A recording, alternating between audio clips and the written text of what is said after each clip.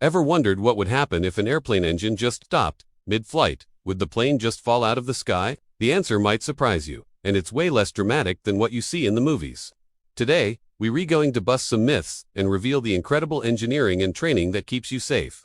Thousands of feet in the air. Let us start with a mind-blowing fact. A commercial airliner can not only continue flying if one engine fails, but it can also take off, climb to a safe altitude, cruise for hundreds of miles, and land perfectly safely with just one operating engine. How is this possible? It all comes down to a global standard called ETOPS, which stands for Extended Range Twin Engine Operations Performance Standards. That's a mouthful, but what it basically means is that modern twin-engine jets, like the Boeing 787 or Airbus A350, are certified to fly on routes that are a certain distance away from the nearest suitable airport. This certification is only granted after rigorous testing proves the aircraft can safely fly for hours on a single engine. Think of it this way. That second engine isn't there because the plane needs to fly. It's there for redundancy. It's a backup, a safety net.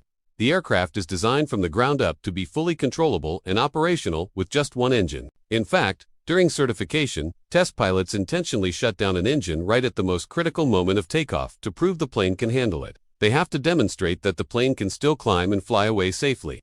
So, the plane you're flying on has already proven it can perform this feat before it ever carried a single passenger. So, what actually happens in the cockpit the moment an engine fails? Let's say the left engine goes out.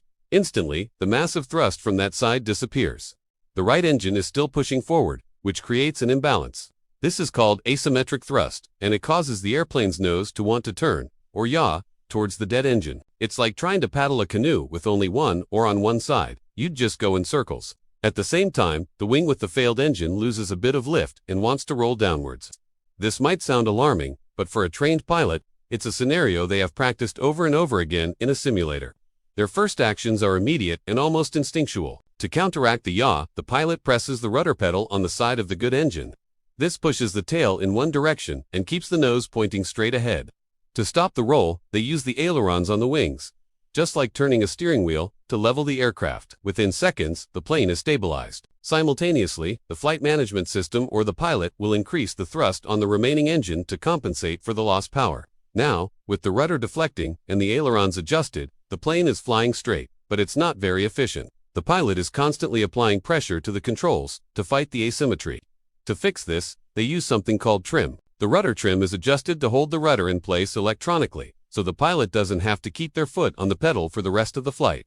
This effectively rebalances the airplane for single-engine flight. It's an amazing piece of engineering that makes a complex situation manageable. Once the aircraft is stable and under control, the pilots run